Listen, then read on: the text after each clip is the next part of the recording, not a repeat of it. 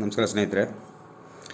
ನನ್ನೊಬ್ಬರು ಸ್ನೇಹಿತರು ಕೇಳಿದ್ರು, ನಾನು ಗೀರ್ ಹಸು ಸಾಕಬೇಕಂತ ಇದ್ದೀನಿ. ಗೀರ್ ಹಸು ಸಾಕಿದ್ರೆ ಹೇಗೆ ಉಳಿತಾಯ ಮಾಡಲಿಕ್ಕಾಗತ್ತಾ? ಗೀರ್ ಹಸುವಿಂದ ನಮಗೆ ಪ್ರಯೋಜನ ಇದೆಯಾ? ಏನು what is the difference between Gir and H F? H F ಅಂದರೆ ಏನು, ಗೀರ್ ಅಂದರೆ ಏನು? ಕೆಲವೊಂದು ವ್ಯತ್ಯಾಸಗಳು ತಿಳ್ಕೊಳ್ಳಿ. ಗಿರ್ ಅನ್ನೋದು ಒಂದು ಗುಜರಾತ್ನಲ್ಲಿರೋ ಒಂದು ಕಾಡು. ಆ ಕಾಡಲ್ಲಿ ಇರುವಂಥ ಪ್ರಾಣಿ ಗಿರ್ ಅಂತೇಳಿ, ಗಿರ್ ಅಂತ ಕಾಡು, ಅಲ್ಲಿರುವಂಥ ಪ್ರಾಣಿಗೆ ಗಿರ್ ಅಂಥೇಳಿ ಕರೀತಾರೆ. ಅದು ಗುಜರಾತ್ನಲ್ಲಿರುವಂಥ ಕಾಡು. ಇದರಲ್ಲಿ ಏನಪ್ಪ ಅಂತ ಹೇಳಿದ್ರೆ ಸ್ಪೆಷಾಲಿಟಿ ಏನಂದರೆ, ಆ ಕಾಡಲ್ಲಿ ಬಹಳಷ್ಟು ಪ್ರಾಣಿಗಳು ಈ ಹಸುಗಳಿಗೆ ಅಟ್ಯಾಕ್ ಮಾಡೋಕ್ಕೆ ಬಂದಾಗ ತನ್ನನ್ನು ತಾನು ಸಂರಕ್ಷಿಸ್ಕೊಳ್ಳುತ್ತೆ. ಹಾಗಾಗಿ ಆ ಕೋಡುಗಳು ಉದ್ದ ಇರೋದ್ರಿಂದ ಅದರಿಂದ ತಾನು ಸಂರಕ್ಷಿಸ್ಕೊಳ್ಳೋಕ್ಕೆ ಅದಕ್ಕೆ ದೇವ್ರ ಸೃಷ್ಟಿ ಅದು. ಆಮೇಲೆ ಆ ಗೀರ್ ಹಸು ಬಗ್ಗೆ ಏನು ಹೇಳಬೇಕು ಅಂತ ಹೇಳಿದ್ರೆ, ಅದರಲ್ಲಿ A2 ಮಿಲ್ಕ್ ಅಂತಾರೆ. A2 ಮಿಲ್ಕ್ ಅಂದರೆ ಪೌಷ್ಟಿಕಾಂಶದಿಂದ ಕೂಡುವಂಥ ಒಂದು ಹಾಲು. ಈ ಹಾಲಿನ ಪ್ರಯೋಜನ ಏನಂದರೆ, ಬಹಳಷ್ಟು ಜನ ನೋಡಿ ನಮ್ಮ ಡೈರಿಗೆ ಕನಿಷ್ಠ ಪಕ್ಷ ಇಲ್ಲ ಅಂದರೂ ಪ್ರತಿದಿನ 100ರಿಂದ 150 ಲೀಟ್ರ್ ಗಿರ್ ಹಸು ಹಾಲು ಹೋಗುತ್ತೆ. 120 ರೂಪಾಯಿ ಲೀಟ್ರ್ ಹಾಲು. ನೋಡಿ, ಇದು ನನ್ನ ಬಾಟಲ್. ಇದು A2 ಮಿಲ್ಕು, ಪ್ಯೂರ್ ಆರ್ಗ್ಯಾನಿಕ್ಕು. ಇದು ಪ್ರತಿ 1 ಲೀಟ್ರ್ ಆಗಲಿ 1 ಲೀಟ್ರಿಂದು ಇದೆ. ಆಮೇಲೆ ಅರ್ಧ ಲೀಟ್ರ್ ಬಾಟ್ಲು ಇದೆ. ಇದು ಮಕ್ಕಳ ಬೆಳವಣಿಗೆಗೆ ಅತಿಯಾಗಿ ಬೇಕಾಗಿರುವಂಥ ಇದರಲ್ಲಿ ಪೌಷ್ಟಿಕಾಂಶಗಳು, ಎಲ್ಲ ಥರದ ಕ್ಯಾಲ್ಶಿಯಮ್ಮು ಈ ಹಸುವಿನ ಹಾಲಲ್ಲಿರುತ್ತೆ.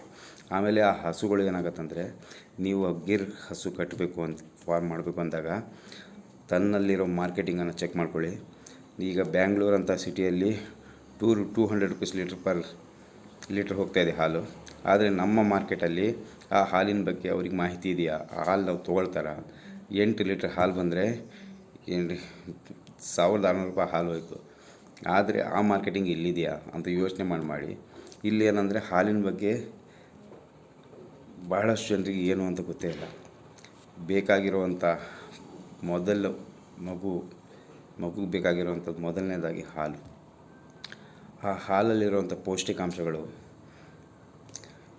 ಈಗ ನಮ್ಮಲ್ಲಿ ಜಿಮ್ ಸೆಂಟ್ರ್ ಇದೆ, ಜಿಮ್ ಸೆಂಟ್ರಿಗೆ ಬೇಕಾದಷ್ಟು ಹಾಲು ಹೋಗ್ತಾಯಿದೆ. ಇಲ್ಲಿ ಏನಂದರೆ, ನಮ್ಮ ಮಾರ್ಕೆಟಿಂಗನ್ನು ತಿಳ್ಕೊಳ್ಳಿ. ಗಿರ್ ಹಸು ಸಾಕಿ. ನೀವು ಗಿರ್ ಹಸು ಸಾಕಿ ಡೈರಿ ಹಾಕೋದ್ರಿಂದ ಏನೂ ಪ್ರಯೋಜನ ಇಲ್ಲ. ನೀವು ಬರೋದಷ್ಟೇ ಬರೋದು. ಸೊ ಏನು ₹1 2 ಎಕ್ಸ್ಟ್ರಾ ಬರ್ಬೋದು, ಆದರೆ ಬೆನಿಫಿಟ್ ಇಲ್ಲ. ನಿಮ್ಮ ಆದಷ್ಟು ಗಿರ್ ಹಸು ಸಾಕಿದ್ರೆ ನಿಮ್ಮಲ್ಲಿ ಲೋಕಲೈಸ್ ನೋಡ್ಕೊಳ್ಳಿ, ಚೆಕ್ ಮಾಡ್ಕೊಳ್ಳಿ. ಅಲ್ಲಿ ನಮ್ಮ ಹಾಲಿನ ಬಗ್ಗೆ ಮಾಹಿತಿ ಇದೆಯಾ, ಹಾಲಿನ ಎಕ್ಸ್ಪೆಕ್ಟೇಷನ್ ಇದೆಯಾ, ಅಲ್ಲಿ ಕೇಳ್ತಾರಾ? ಆದಷ್ಟು ಆ ರೀತಿ ಪರೀಕ್ಷೆ ಮಾಡ್ಕೊಂಡು ಗಿರ್ ಹಸು ಸಾಕಿ. ಆವಾಗ ಗಿರ್ ಹಸುವಿಂದ ಬಹಳ ಅಂತ ಹೇಳಿದ್ರೆ ಬಹಳ ಲಾಭ ಇದೆ. ಆದರೆ ಮಾರ್ಕೆಟಿಂಗಲ್ಲಿ ತಿಳ್ಕೊಂಡು ಮಾಡಿ. ಇಲ್ಲಿ ನಮಗೆ ಶಿವಮೊಗ್ಗದಲ್ಲಿ ಅಷ್ಟು ಹಾಲಿನ ಬಗ್ಗೆ ಅವೇರ್ನೆಸ್ ಇಲ್ಲ. ನೋಡಿದ್ದೀನಿ, ಎಲ್ಲ ಹಾಲನ್ನು ಒಂದೇ ಥರ ನೋಡ್ತಾರೆ. ನಾನು ಹಾಲು ಕೊಟ್ಟಾಗ ಏನಂತಾರೆ ಅಂದರೆ, ಇದು ಈ ಹಾಲು ಹಾಗಿದೆ ಇದ್ರ ಬಗ್ಗೆ ಭಾಳ ಕಾಮೆಂಟ್ಸ್ಗಳು ಭಾಳ ಹೇಳ್ತಾರೆ. ಸೊ ಅದಕ್ಕೋಸ್ಕರ ಅವರು ಮಿಶ್ರಣ ಮಾಡಿ ಹಾಲು ಕೊಡ್ತಾರಲ್ಲ, ಆ ಹಾಲು ಅವ್ರಿಗೆ ಇಷ್ಟ ಆಗುತ್ತೆ. ಪ್ಯೂರಿಟಿ ಹಾಲು ಕೊಡ್ತಾರಲ್ಲ, ಪ್ಯೂರಿಟಿ ಹಾಲಿಗೂ ಏನು ಇದಕ್ಕೂ ಡಿಫ್ರೆನ್ಸ್ ಅಂದರೆ ಅವ್ರಿಗೆ ಗೊತ್ತಾಗಲ್ಲ. ಈಗ ನೋಡಿ, ಥಿಂಕ್ ಮಾಡಿ.